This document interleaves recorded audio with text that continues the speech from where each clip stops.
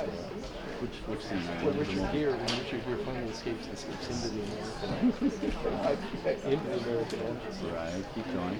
And then, then say, well, what do you do? What are you doing here? Do you know what a problem you're doing here? He said, they're out the kids. We were working on your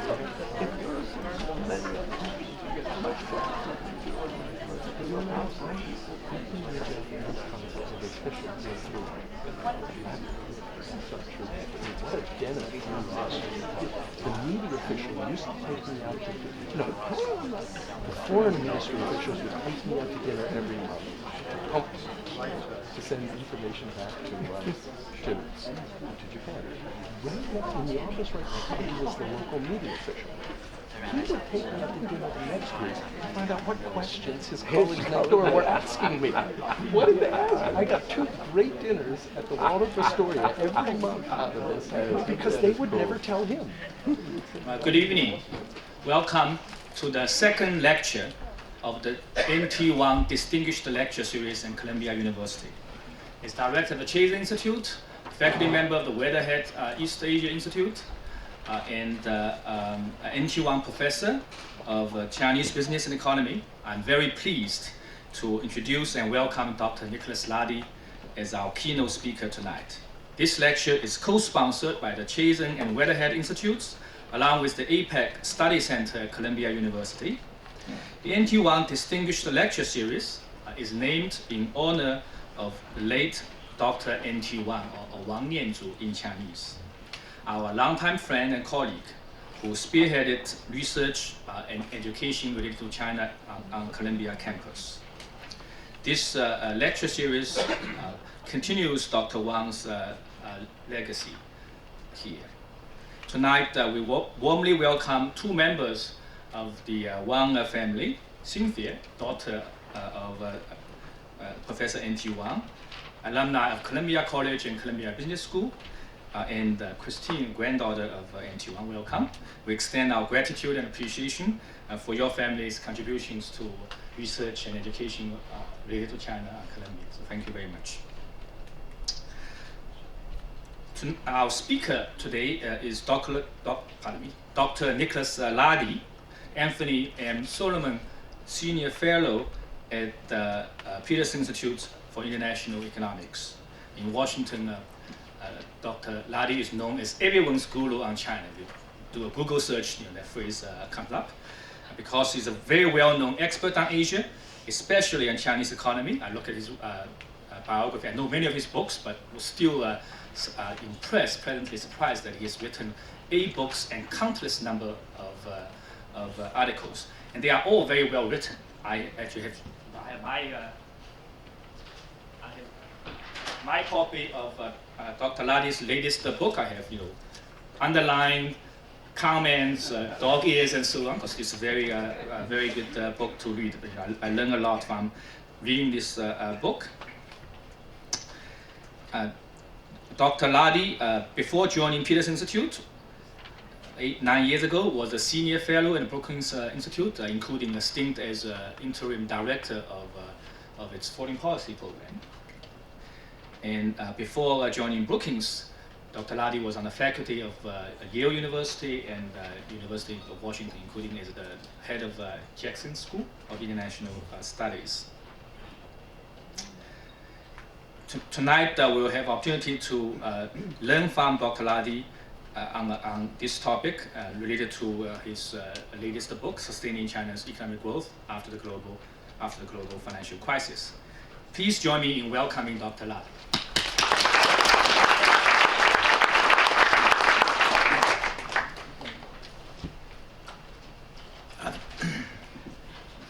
Thank you very much, Chazen. I'm delighted to be here and to deliver the NT Wang Distinguished Lecture. When I was co-chair of the Modern China Seminar at the East Asian Institute many years ago, sometime in the second half of the 70s, I can't remember exactly when, but I met Dr. Wang on a number of occasions at those meetings and had extensive discussions with him, and certainly learned a lot from his views on business, politics, and economics. He was certainly a very broad gauge person, so I knew him at that time.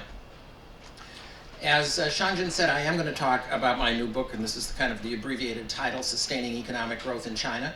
And I'm going to basically start off from Wen Jiabao's famous quote that's been repeated so many times about China's economic growth being unsteady, imbalanced, uncoordinated, and unsustainable. He said that a little bit more than 5 years ago. He's repeated it in various forms since that. Hu Jintao even started using very similar language in 2011. This is really what stimulated me to start working on this question. I mean, when Wen Jiabao said this in 2007, the Chinese economy was growing at 14% per year, which didn't seem too bad. So what was it about the character of this growth that caused the premier to say that China was on a growth path that was unsustainable? Well, in a word, the concern has been that consumption as a share of GDP has been declining for quite a long time, and particularly since around 2003 and 2004. And the corollary, of course, the other side of the coin, is that the share of investment has risen quite dramatically over the last 5 or 6 years. The most recent year we have data is 2010, and China was investing almost half of its GDP. This is a share of investment that no other country in the world has ever, or certainly no other significant economy has ever achieved or sustained.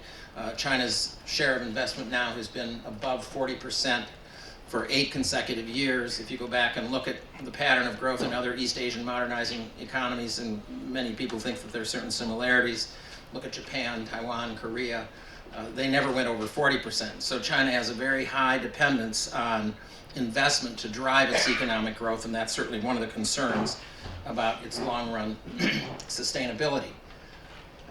There are other imbalances. Certainly the external imbalance was a very obvious one 3 or 4 years ago. China had far and away the biggest external surplus as measured by its current account, hitting a peak of a little bit more than 10% of GDP. It has now come down quite a bit, but they still have a significant external surplus. So they have both internal imbalances as reflected in the balance between investment and consumption, and they have external imbalances reflected in the large current account surplus, which of course reflects the surplus of saving over investment.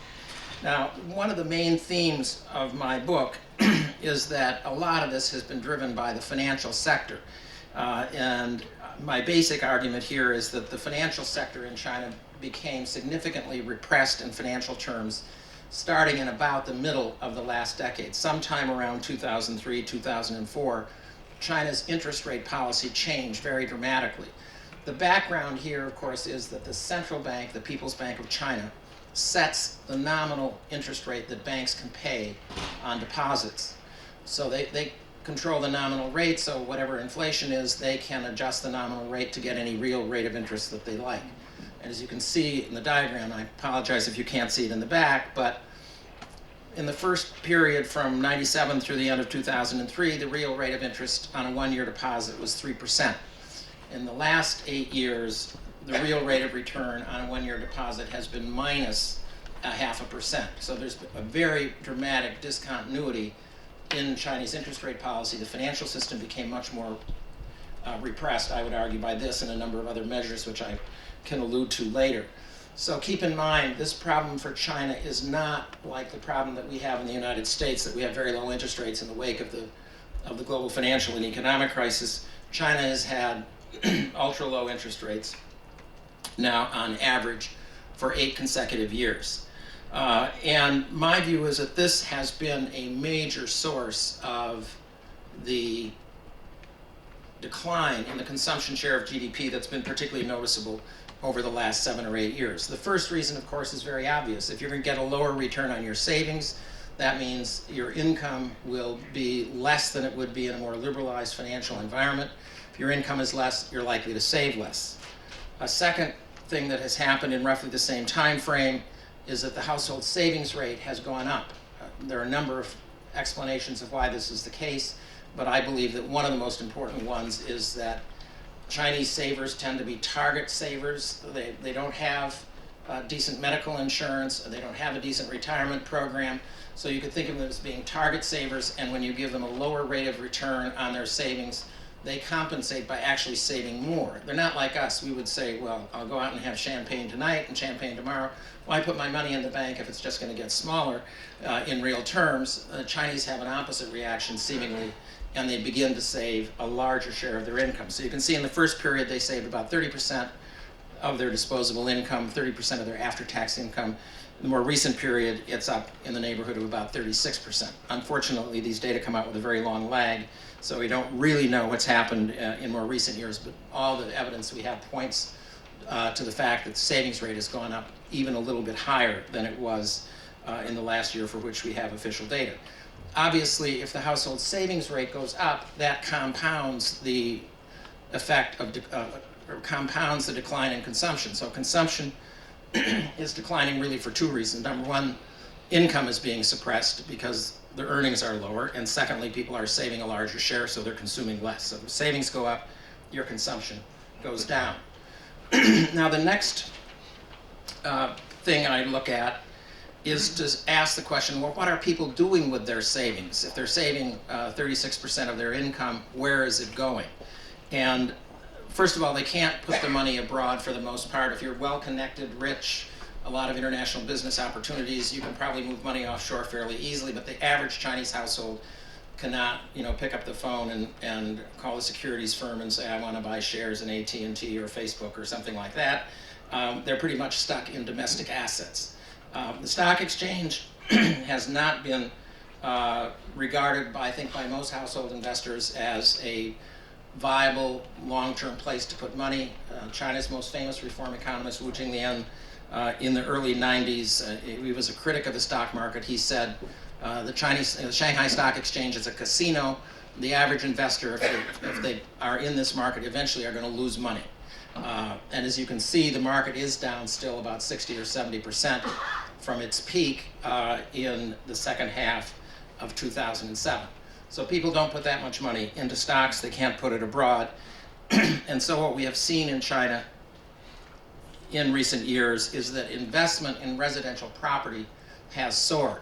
So if investment has been the biggest driver of China's growth over the last 7 or 8 years, certainly investment in residential construction has been the biggest component of this. You can see that the share of GDP devoted to residential investment has more than doubled between the earlier period and the more recent period. This is not driven by rising incomes, or by urbanization. For example, if you look at the urbanization data, it turns out the urban population in China was growing by about 25 million a year in the late 1990s and the early part of the last decade. It's only growing by about 19 million a year today. So urbanization is a factor, but it's not an increasing factor in driving the level of investment in residential housing up to higher and higher levels. I think, in effect, the government inadvertently has made residential housing a preferred asset class. You put your money in the bank and it evaporates. The Shanghai Stock Exchange is highly volatile. Long-term performance not very good. A lot of insider trading and other kinds of trading abuses, a lot of instability. On the other hand, residential property prices have appreciated quite substantially, particularly in the last 4 or 5 years. If you look at the official data on prices, the rate of price appreciation for housing is lower than the interest rate in the first period. In other words, you're better off having your money in the bank. But in the last 7 or 8 years, the relationship has changed dramatically, and returns to owning property have been quite high, whereas returns, as you saw earlier in the slide, the returns to having money in the bank have become negative in real terms. So as my basic view is that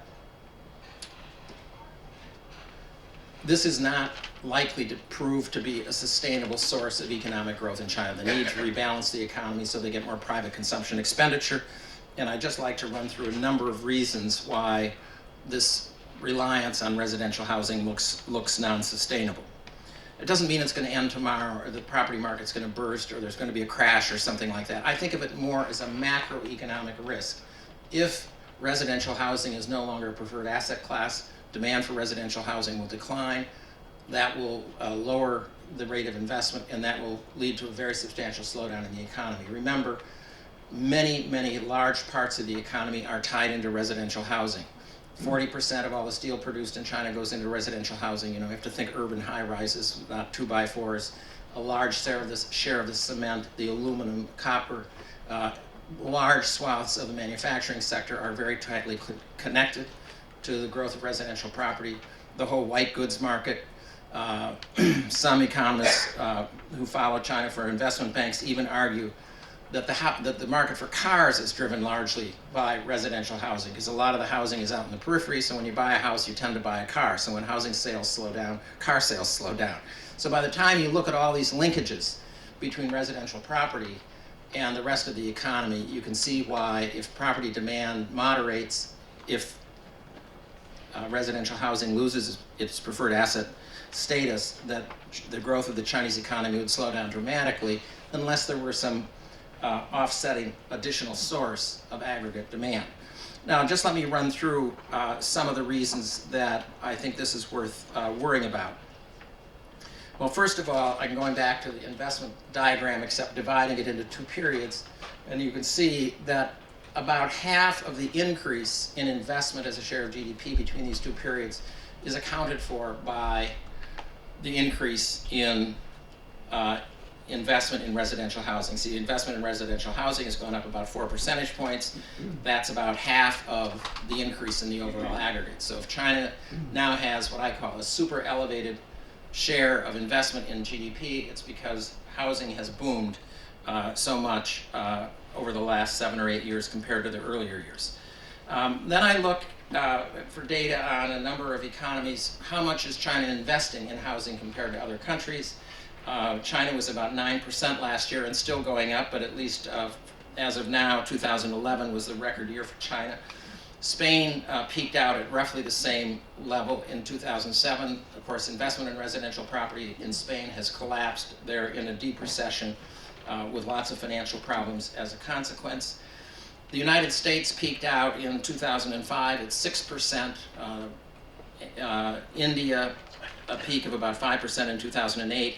And if you go back and look at Taiwan, look in the 70s and 80s, when it was at roughly the level of economic development China is today, when it was urbanizing, had rapid income growth, their average investment in residential housing for the 2-decade period was about a little over 3%, and the peak all-time year was a little over 4% in 1980. So the first piece of evidence is that China looks like an outlier in terms of the share of resources being invested in the housing sector. And we know what has happened in Spain. We know what's happened in the United States. Investment in housing in the United States fell from around 6% down to a low of about 2.3%, and we're still bouncing along the bottom at about 2.5% of GDP going into residential housing. And the main reason we're having such a long, slow recovery, protracted recovery from the recession of 2009, is that residential housing continues to be a very large drag on economic growth. There is a big difference between China and the United States. In the United States, the long-term average investment in residential property is about 4.5%. So we created a property bubble by just going from 4 to 4.5 up to 5.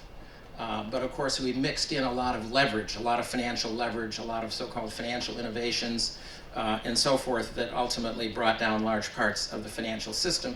China's increase in residential property has, in terms of percentage points of GDP, is over the last 7 or 8 years, is obviously much higher, but they have not mixed in quite as much leverage. People still do have to make down payments.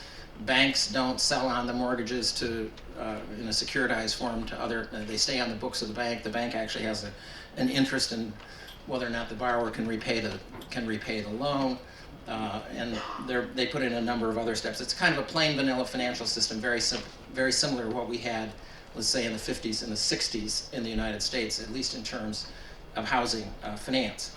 But the increase in the investment in housing has been very large, as I already showed you.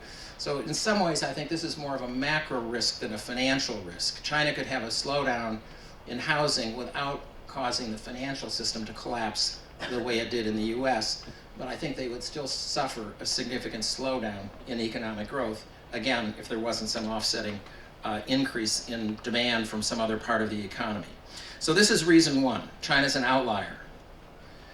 Reason two is to look at the composition of household wealth. If you go back to when housing was just getting privatized in the mid to late 90s, a very large share of household assets were tied up in bank deposits. That's the red part of the diagram, and property represented about 20% of household wealth. For 2010, the situation's changed dramatically. Bank deposits have gone down. Obviously, household wealth has gone up enormously, but the share in bank deposits has gone down. And the share in property has gone up quite a bit. It's now about 40%. So the question here is it likely that the share of household wealth held in the form of bank deposits is going to double again in the next 10 years? Is it heading for 80% or 75% or some other high number? I don't think so. I think households will desire to hold their financial assets in a more diversified form. The financial sector will develop. You can see the equity, bonds, insurance policy shares of household wealth are extremely small in China today. I would expect those to grow. And I would expect the share tied up in housing probably to moderate, come down slightly over the next 5 years, maybe come down even more. Just for point of reference, to the US, since we're familiar with that, in the United States, at the peak in 2005, when property investment was at an all-time high, when prices were at an all-time high, US households had 32% of their wealth in the form of residential property. So China's up at 40. Again, it looks to be on the high side, and natural developments in the financial sector might tend to bring it down.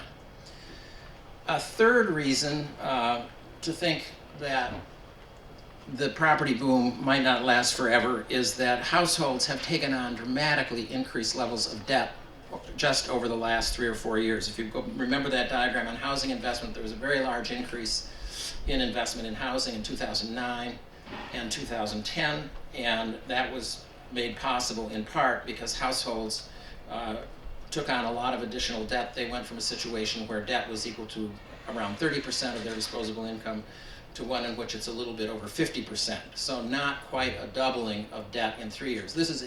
I'd say two things about this. First of all, it's a very, very rapid increase in debt relative to disposable income.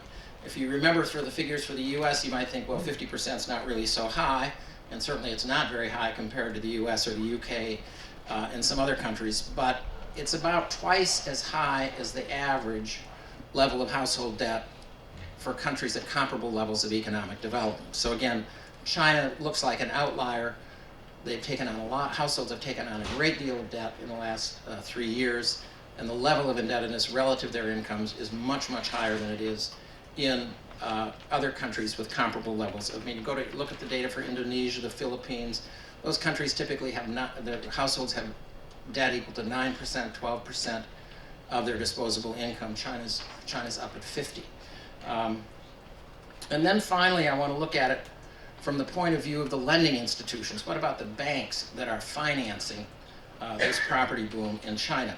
And so this is a slide that shows us what bank exposure to real estate is. And this is not only the loans they make to individuals for mortgages, but the loans they make to property developers, the loans they make for property developers to put up new buildings or finance the purchase of land.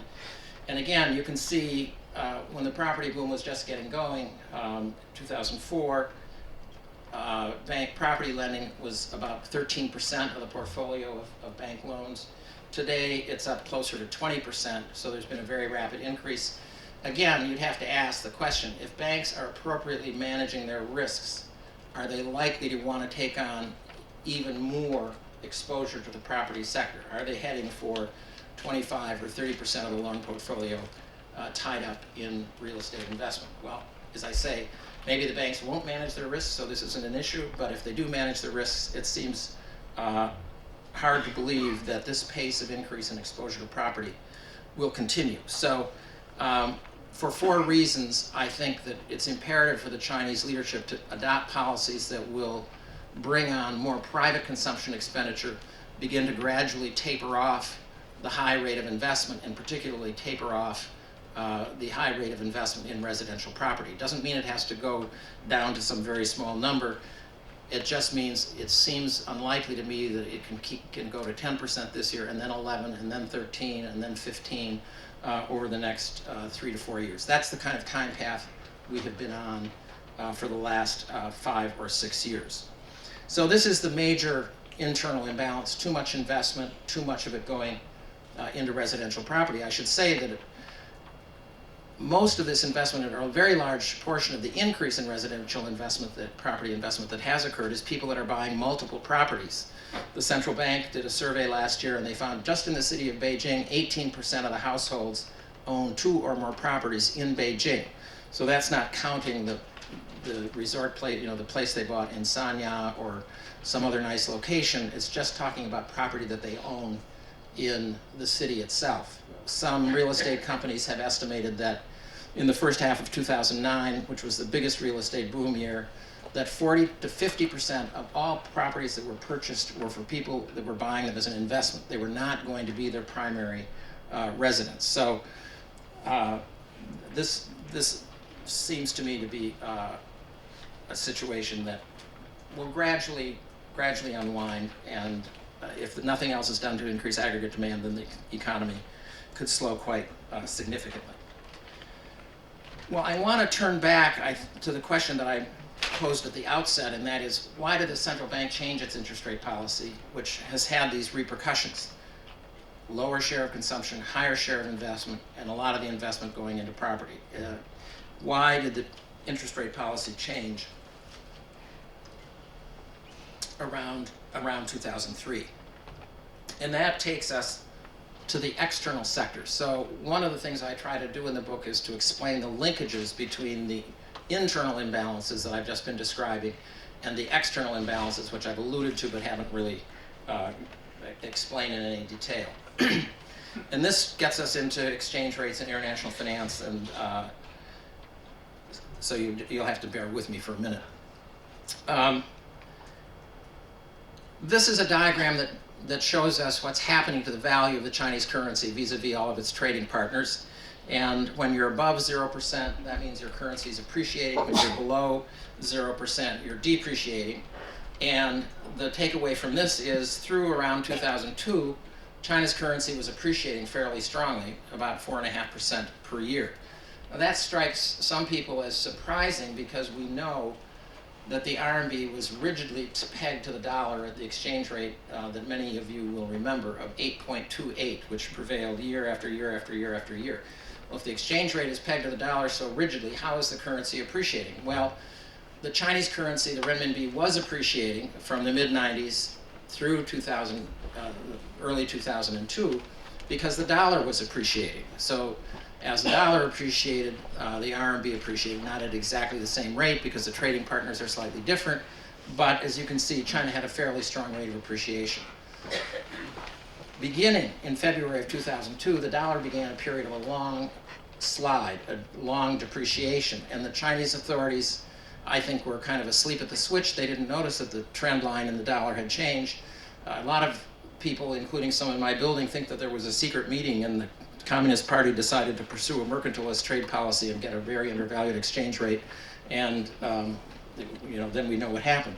I don't think that's what happened. As I'll say in a minute, pegging to the dollar was a brilliantly successful strategy for many years, and when the dollar began to decline in value, I don't think the authorities noticed. And so you can see in all this period, you were below zero. That means the currency is depreciating quite significantly. Then in 2005, they changed the currency policy and began a modest appreciation. But overall, because there was a long period of depreciation, the average rate of appreciation of the currency in the second period is only 0.5% per year.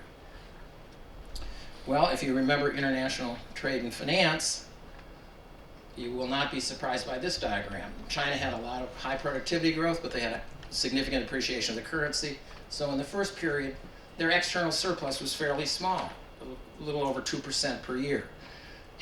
With a time lag, after a year or two, as you would expect, when the currency began to depreciate, then we had this extraordinary run-up in China's current account surplus, reaching a peak of a little bit more than 10% of GDP. It has come down dramatically since, but on average, the current account surplus starting in 2004 has been about 3 times what it was in the years before. Now, you might ask, well, if they have this big current account surplus, it wouldn't supply and demand in the market lead to a lot more appreciation than we saw in this diagram? And of course, the answer is yes. But the central bank was assigned with the task of keeping the pace of appreciation of the currency down to a very modest rate, which they did, of course, by intervening in the foreign exchange market, buying up massive amounts of foreign exchange. Again, a program that was getting underway in 2003 and continued at a very high level for a number of years. So in the second period, the interventions in the foreign exchange market are averaging about 9% of GDP per year, a level of intervention that's unsurpassed by any other large economy in any period in the post-World War II era. Now, this created a dilemma for China's central bank. I think China's central bank, like most central banks, has as one of its mandates, if not its primary mandate, of maintaining price stability, just like central banks around the world. But after around 2003 or so, they were also charged with keeping the currency from appreciating very much. To do that, they had to buy up a lot of foreign exchange. People don't remember. If you look here at the end of 2002, China had something like $300 or $400 billion of foreign exchange. By the time you get out here, official reserves of foreign exchange are 3.2 trillion, much, much bigger than any other country has ever had. Well, if you're doing all this buying of foreign exchange, as I like to say, how do you buy foreign exchange?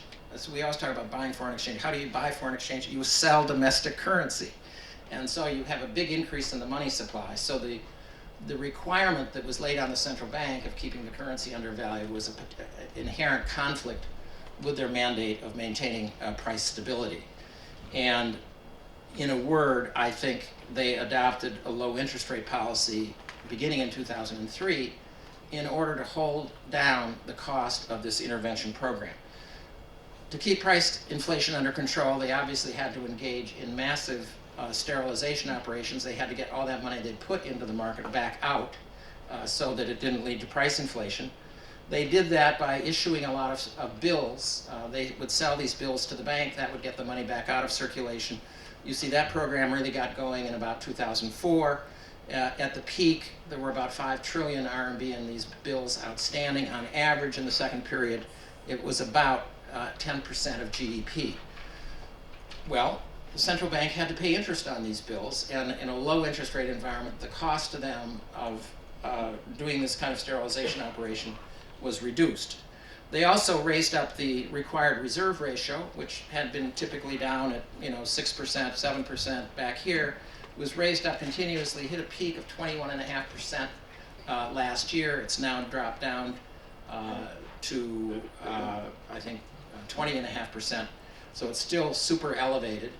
And again, the bank has to pay interest on these reserves, and by adopting a low interest rate policy, the cost of the central bank of carrying out the sterilization operation was reduced. And in a sense, what happened was, here's this diagram that adds these two things together. These are the sterilization liabilities of the central bank. It's the sum of the bills that they've issued to the banks and the amount of additional reserves that the central bank has required the banks to put in the central bank. So as you can see, this is a pretty big number. We're up at around 40% of GDP. So the sterilization liabilities of the central bank are 40% of GDP. Again, I don't think there's any other country in any time period that has had sterilization liabilities of this magnitude. So the cost of the sterilization operation was a very large concern to the central bank. Well, they held the interest rates down and basically, in effect, passed the cost of sterilization onto the banks. And I'm just going to show you two diagrams. This is the one for central bank bills. The black line up here is what the banks can earn by lending in the market. This is what they got by buying bills. So the difference between this point and this point is essentially a tax or an opportunity cost. In other words, the banks could lend money to customers at the end of last year for about 8%, a little bit over 8%, or they could buy central bank bills for 3%. Well, actually, they bought a lot of central bank bills because they were required to do so. These bills are, in a sense, placed by the central bank. The central bank picks up the phone and calls the bank and say, how would you like to buy another 100 billion worth of bills? And by the way, the interest rate will only be 3%.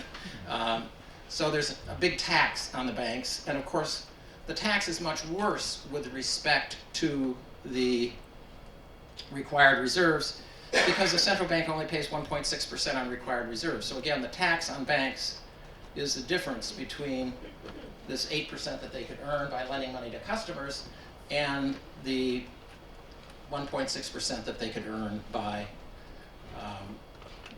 putting more reserves on deposit at the central bank. So essentially, the ultra-low interest rate policy that emerged after 2003 was an attempt on the part of the central bank to hold down the cost to them of trying to achieve this dual mandate of both preserving price stability and preventing the currency from appreciating very much. Now, that's the beginning of the story. But the central bank said,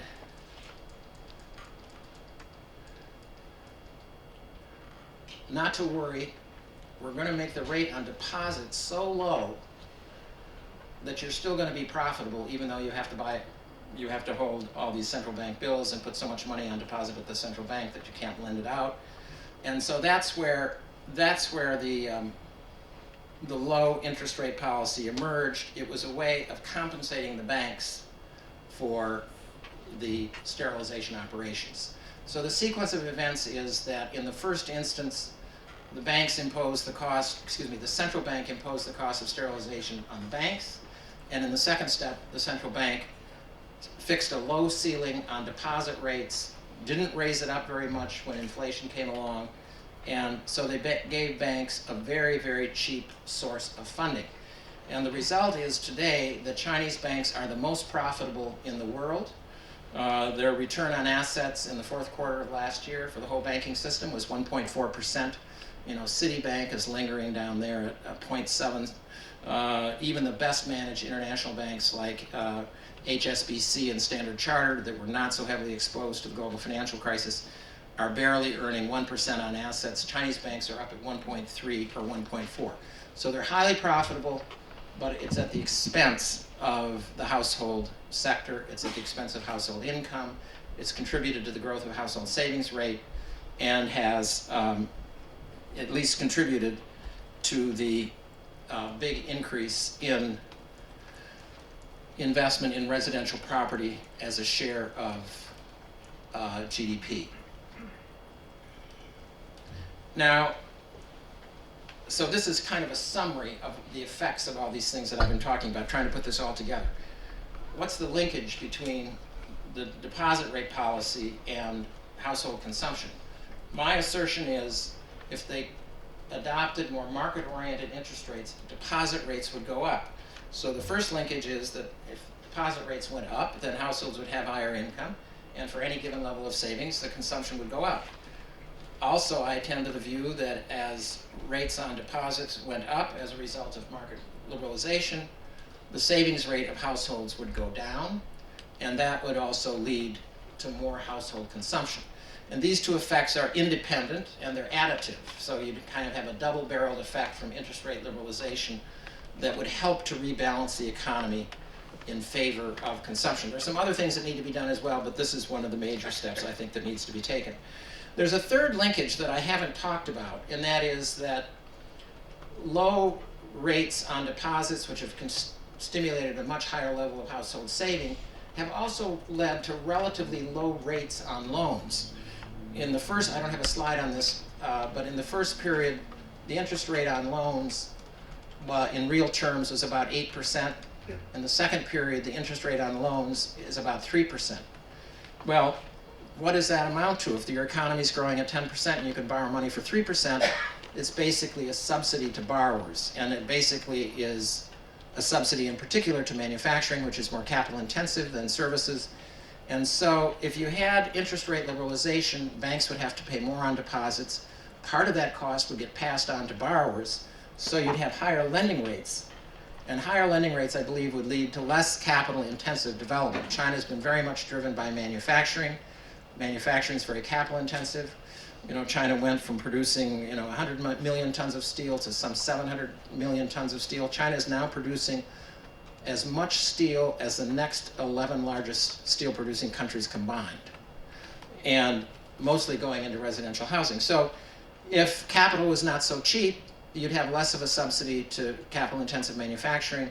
The services sector would do better. The services sector is more labor-intensive, so you'd have more job creation, and you'd have higher household income. If you had higher household income, you'd probably get higher household consumption. So this is another long-run effect of interest rate liberalization and how it would lead to higher consumption. This can't happen overnight. It should be a gradual process. But I think it's essential if China's going to rebalance the sources of economic growth, rely somewhat less on investment and rely somewhat more on consumption. Now, why hasn't this happened in the past? Interest rate liberalization has been on the agenda in China for 6 or 7 years. The 11th five-year plan, which ended at the end of 2010, had as one of its key planks market-oriented interest rate liberalization. The 12th five-year plan, in which we are now in the second year, has as one of its planks market-oriented interest rate liberalization. Wen Jiabao, who made some nice pro-reform statements in the last few weeks, also in his speech at the NPC in 2009, 3 years ago, said, we must implement market-oriented interest rate liberalization. Absolutely nothing has happened. They haven't done anything. The system is as financially repressed as ever. And my view is that financial repression is basically, it's a zero-sum game. It's redistributing. It's taking money out of some people's pockets and putting it in other people's pockets. It's not very transparent.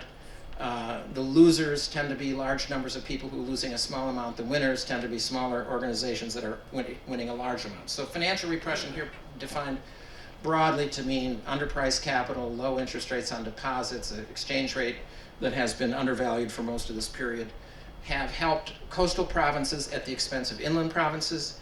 They've helped the export and import competing sectors of the economy at the expense of importers, consumers, and services in particular. They've made commercial banks extremely profitable at the expense of savers. They have been the system has been highly beneficial for property developers. In particular, if you are familiar with this list of the 100 richest people in China that's produced every year by this Dutchman based in Shanghai, this Who Run report, it's absolutely fascinating reading. You scan down the list of the top 100 people. It varies a little bit from year to year, but generally speaking, my very rough, I've never actually counted, but my very rough impression is somewhere between 2/3 and 3/4 of all the 100 richest people in China have made their money in property. This is very different from the oligarchs in Russia who stole state assets at pennies on the dollar and became highly wealthy. So property developers and construction companies have done extremely well. Local governments have also benefited because they've sold a lot of land at very high prices to the property developers, and that has helped them. The Ministry of Commerce, which represents the export industries, has done well. The Ministry of Finance has also done very well because a lot of these bank profits are paid back to the Ministry of Finance in the form of taxes and dividends to the Ministry of Finance and the agencies that it controls. The losers, I've indicated, first-time home buyers are faced with high prices. Savers are taking it in the ear, so to speak. The People's Bank is a loser because it's been mandated to try to achieve two goals that are inherently in conflict, and it makes it extremely difficult. And when you come right down to it, as I sometimes say to my political science friends, this isn't surprising that this would happen in China. Households are not well represented in the Chinese political system. These guys over here have lots of influence in the party. So that's my view on why interest rate liberalization has not started sooner. This vested interests in the left-hand column who've benefited mightily from financial repression have opposed it consistently throughout this period. So looking ahead, I still tend to be an optimist because I think nothing focuses the minds of the top party people more quickly and more importantly than the prospect of a significant slowdown in economic growth, and particularly a slowdown that might last not just for months and quarters, but actually for years. Because if property slows down, it'll slow down gradually, it could last for a long time and have widespread repercussions. Nothing focuses their mind more than the threat of a sustained slowdown. So I think when the new leadership comes in, Xi Jinping and Li Keqiang, they may have a somewhat different view, and they may be able to mobilize more reformers and overcome the vested interests that have opposed reform and implement reforms of the type that I've talked about this evening, which I think have to start in the financial sector with financial sector reform. There's some other things that need to be done. They still need a somewhat more flexible exchange rate. That would help rebalance the economy, keep the current account low. They also need to reform certain factor prices, electricity, fuels, and so forth still are underpriced in China. That benefits the manufacturing sector because 75% of all electricity in China goes straight into the manufacturing sector. And finally, they need to continue to build up the social safety net more rapidly. I talk about this at great length in the book. I'm just mentioning it now because I think that will also help, because if there's a better social safety net, not everyone is going to have to self-insure for the contingency that someone in their family is going to get some expensive disease, and that would tend over time to bring the household savings rate down, which in turn would tend to boost consumption. So the four planks are financial reform, greater exchange rate flexibility, reform of the few remaining factors of production for which the state controls prices, and to continue to build out the social safety net. I think if those four things are done, China has the prospect of gradually reversing this long-term slump in the consumption share of GDP, which would mean they could still sustain relatively high economic growth, but with a different structure of demand and much more benefit for the Chinese households, the Chinese population in general. Well, if I haven't talked too long, we can do some questions. We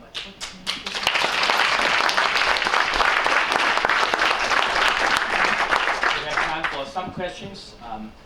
Please raise your hand, okay, and wait for a mobile phone. Once I point to you, wait for a mobile phone, mobile mic, and ask a brief question.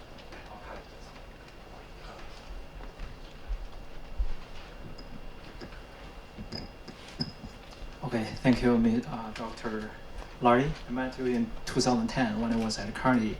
So good to meet you again. So what are your prescription for further Chinese financial reforms? Because, I'm the follower for Michael Pettis, and I think there are tons of obstacles, ahead of Chinese top leadership. And my second question is, your colleague, Arvind Subramanian, he wrote a book, Living in the Shadow of Chinese Economic Dominance. So what do you think of his view? Because personally, I think he's over-optimistic. Thanks. Okay. Well, the first question on, what do I think should be done? I think I've outlined the four main things. The four main things I think that leadership needs to do. I would just say that I think interest rate reform is a made-to-order reform for China's style of economic reform, because I'm not suggesting that the State Council should pass regulation, abolishing all interest rate controls. This is something that can be done step by step. The government can still set the benchmark interest rates on both deposits and loans, but they can widen the bands gradually, particularly on the upside for deposits and on the downside for loans. They can, widen the band 50 basis points, see what happens, see what the adjustment process is. After another year or half a year or whatever, they can raise the band a little bit more. So it's the kind of process that the government can very tightly control and monitor what the effects are and move ahead as if things work out in the way that they should. So I'm not advocating just abolishing interest rate controls overnight. This would be very, very difficult. Remember, there's a lot of credit outstanding in this economy. Almost all loans are floating rate loans.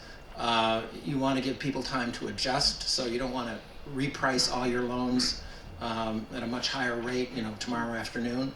That'd be highly disruptive. But once you start widening the bands, it's a signal to people. It's a signal to companies, and it's a signal to households that financial repression is gradually going to end, and people will adjust their behavior. I think once that message is clear.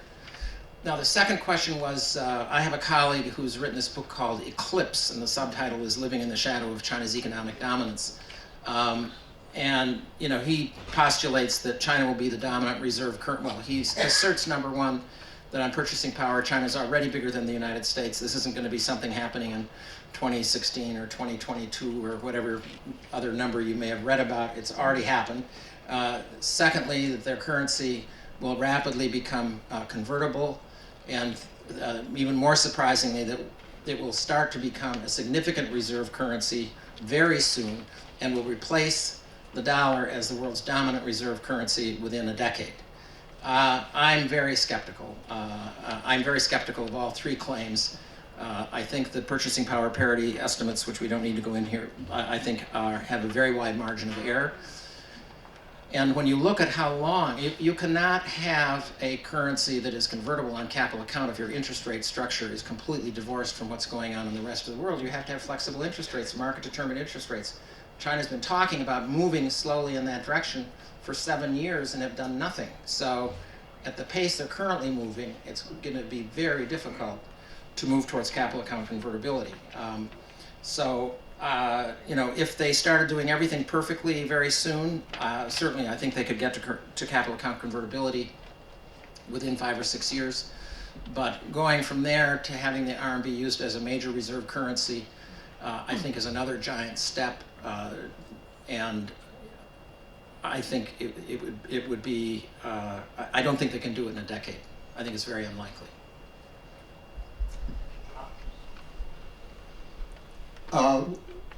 I know that you've recently had a conversation with Michael Pettis, who has been predicting a very sharp deceleration of growth in China for several years now, is sticking to that prediction. I'm wondering what you think of that prediction, and tied to that question, if you knock out the sources of hypergrowth, investment and increasing current account surpluses, and are left with a bigger role for consumption, how do you keep what you referred to as a moderately high growth rate going? I think Michael Pettis and I have a similar outlook on China. He's more bearish. I think he's talking about a very substantial slowdown. As I said, I don't like to talk about a crash of property. I think of it as a long-term adjustment, is a long-term adjustment to a lower rate of investment in residential property. I don't think it's going to collapse overnight, but I could be wrong. Maybe it will collapse overnight. And a slowdown in residential property investment will have a very, very substantial effect on economic growth. The headwinds from Europe and the United States, where we're having slow recovery and Europe is back in recession, you're right. Exports are not going to be the engine of growth. They've not been the engine of growth in China for the past couple of years. It's likely this year that the external sector will subtract from growth. Housing does seem to be correcting, where we have a big decline in price, not a big decline, the beginning of a decline in a lot of cities.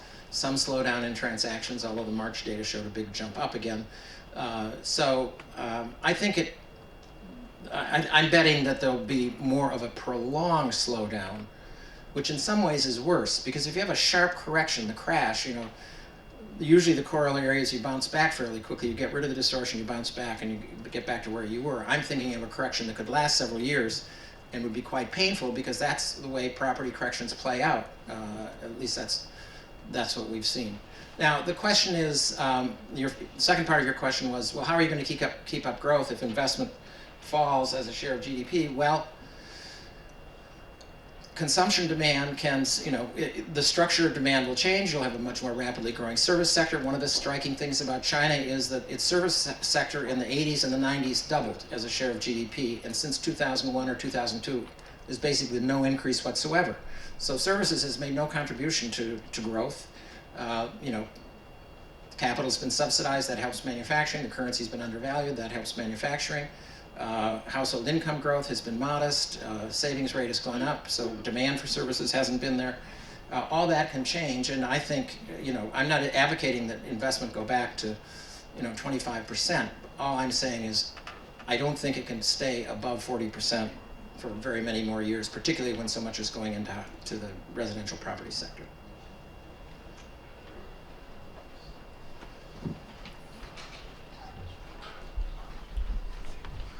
Hi, I've often heard it said that the Chinese are savers because they're saving for retirement or because of healthcare. Is there actual research based on that? I mean, is that assumption actually based on actual research?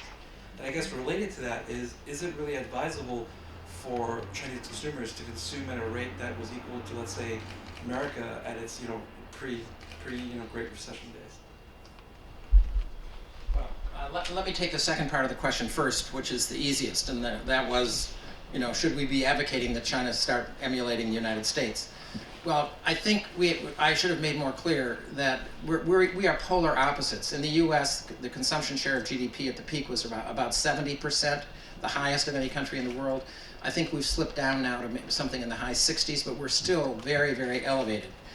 China is clearly the lowest in the world. The last year for which we have data, the consumption share of GDP was 33% of GDP. I'm not advocating that China aim for 70, but they should be moving up towards 40 and eventually towards 50. India's at 55. Most emerging market economies are in the low 50s. So and China, if you go back and look at that second diagram, China was at 50% a decade ago. It's just come down. So I don't think they should emulate the US. I don't think we want to have credit-driven consumption growth.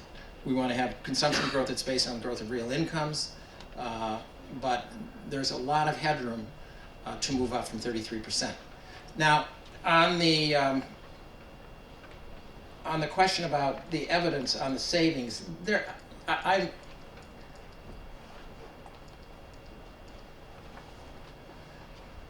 there's correlation here, certainly. When the savings rate started going down and then becoming negative, when the real interest rates started coming down and then going negative, the savings rate went up. Now, other people tell stories that it's rising incomes and people save more when their incomes go up, so that could be a contributing factor. Other people say that the savings went up because the social safety net was abolished or diluted or dismantled for many workers. I tend to be a little bit skeptical of those because the dismantling of the social safety net was back here in the mid-90s when Zhu Rongji pushed through his reform of state-owned enterprises and 50 million people lost their jobs. And if they didn't lose their jobs, they certainly lost the benefit package that came with employment in the state sector. But these data show that the savings rate was actually falling in that period. So when they abolished social safety nets, the saving rate was falling. So I don't find the argument that China was driven to high rates of saving by the lack of a social safety net. And the other thing to keep in mind is if you actually go back and look at the data for this period, there weren't that many people that had this gold-plated set of benefits. And it was like 5 or 6% of the population had a good health plan, a good retirement program, and so forth. The vast majority of the population had nothing. So I think we tend to overstate the number of people benefiting from that program or those programs, and that we forget that the savings rate was actually falling after those programs were dismantled. Now, and the rising income, I don't see how rising incomes explains this because incomes are rising back here too. The savings rate was going down. So, and there is some specific evidence of people that have tried to test empirically the negative relationship between the deposit rate and the savings rate, and they find some support for it. Directionally, it's there. In magnitude, I don't think it's quite powerful enough to explain this big increase.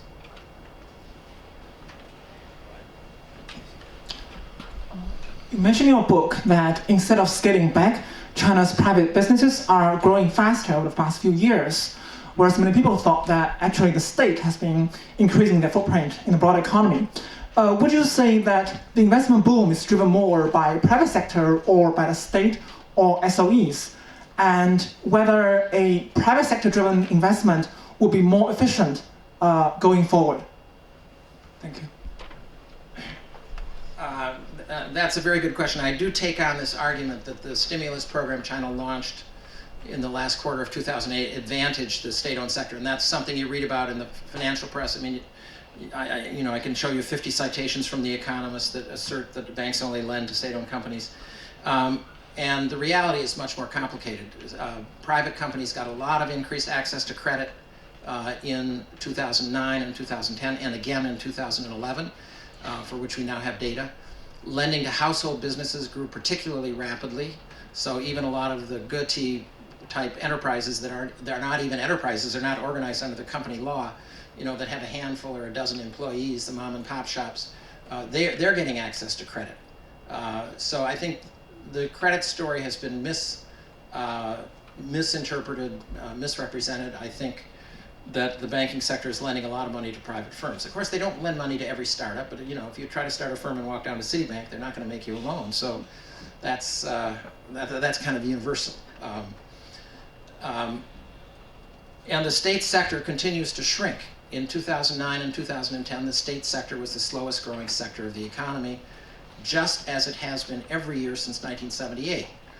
The facts are roughly that in 1978, when reform began, if you look at manufacturing, 80% of all manufacturing was done by state-owned companies. By the time you get to 2008, it's down to 28%, and it fell by another 1 to 2 percentage points in both 2009 and 2010 and 2011.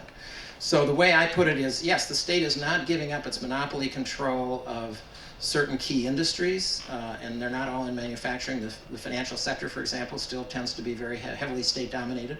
But if you look at the overall economy, it is being driven more and more by private enterprises. And this is even true in the export sector, and I think people have not appreciated this. If you just flash back 10, 12 years, state-owned companies were the dominant exporters. They were producing something like 60, 70% of all exports.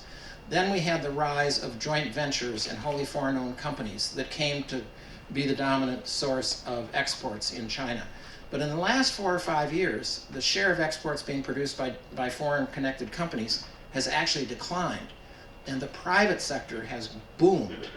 And the data now show that if you look at the growth of exports, the private sector contributed more to the growth of exports in 2009 and 2010 than either state-owned companies or foreign companies. So the privates, they're not the biggest yet. They're still only about 30%, and the joint venture foreign companies are about 45%.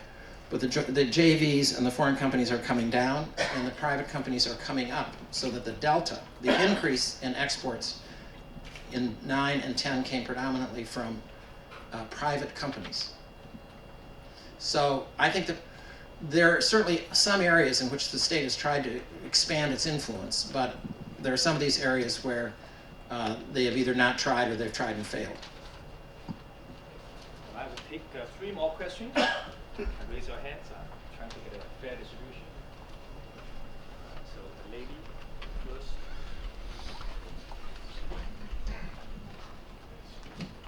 Okay, in China, some land policies are usually be criticized because many Chinese people believe that high residential housing price is because of high land price. So for example, no net loss for cultivated land. We have a red line for a reserve 1.8 billion cultivated land. Many Chinese people think this policy is stupid. So what's your opinion to this? Well, Thank you. I think the land factor in housing prices has been exaggerated. As I mentioned before, certainly local governments have made a lot of money selling land, but only part of it is going for residential housing. A lot of it is going for commercial and office space and manufacturing and so forth.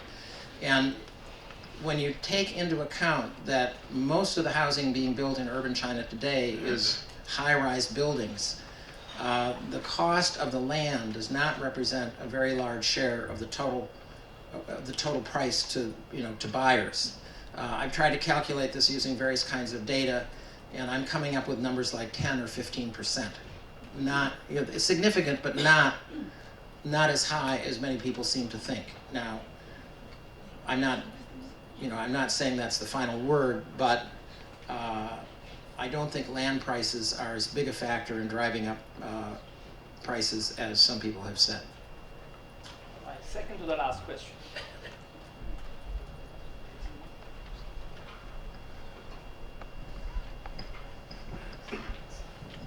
Hi, my question has to do with the exchange of the RMB, because one of the major factors that you stated was how the central bank was involving itself in the foreign exchange market, trying to limit appreciation growth. So what do you think is the forecast, or what is your opinion about the future of the RMB appreciation?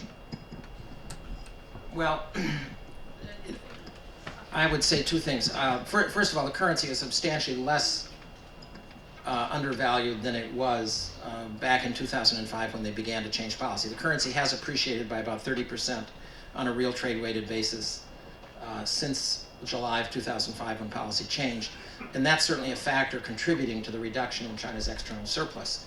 However, another factor is the fact that economic growth in Europe is very weak, and that's China's biggest export market, and that economic growth in the US is not recovering to our long-term growth potential, so that China's export growth has been held down somewhat by the aftermath of the global financial crisis. So if Europe recovered more fully in a year or two, and if the United States got back to grow at something closer to its potential rate of growth, I think the probability is that China's surplus could go back up.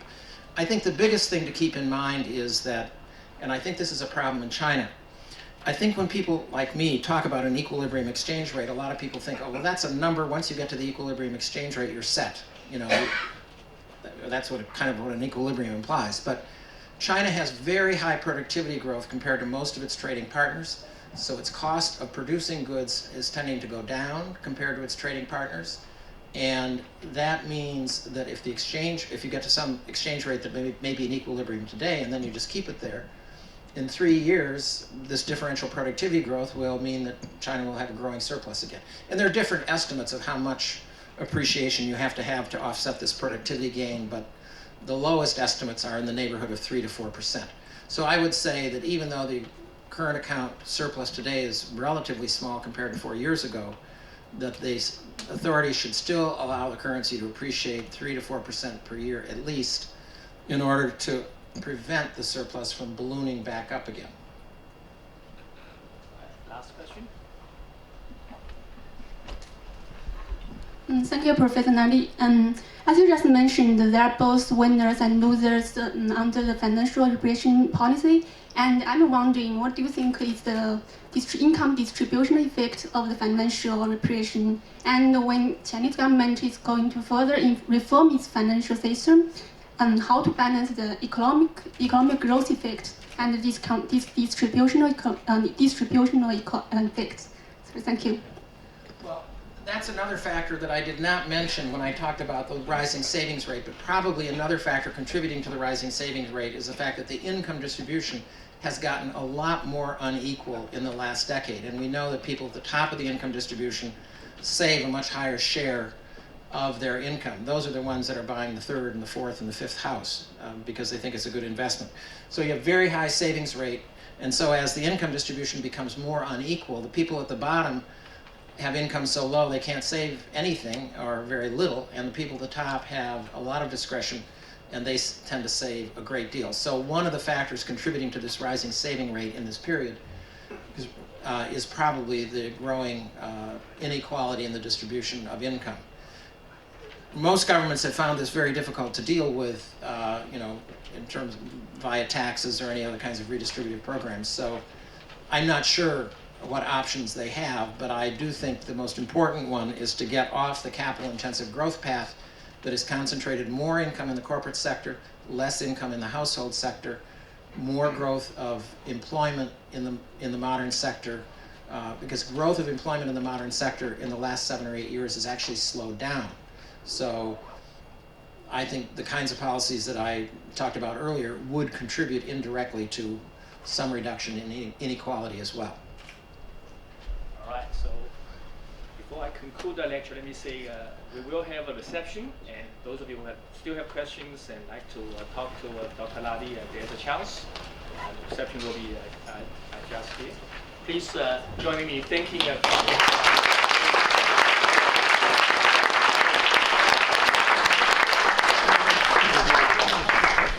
Thank you very much. And a small token of appreciation from Weatherhead Institute and from Chazen Institute. We have two small Weatherhead